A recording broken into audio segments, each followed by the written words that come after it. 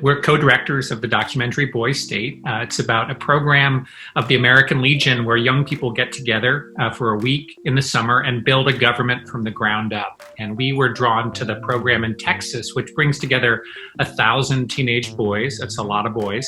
And they run for office. They have a legislature. They engage in dirty tricks. It's kind of a wild and crazy experiment in democracy. And that's why we wanted to make a film about it.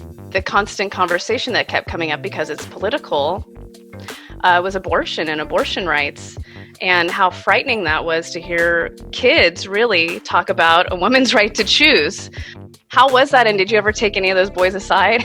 Like, let's have a real conversation. Here's my card. About what you're actually saying. I think it was presented like Robert talks about it as almost a box to check, even though they don't have the lived experience to actually really talk about it, nor necessarily the moral right to thoughtfully wade into that conversation. They are only 17, and there is a certain amount of fluidity to all of them, even the ones that are sort of parroting their parents or Fox News or whatever. Mm-hmm. You know, they are trying on things.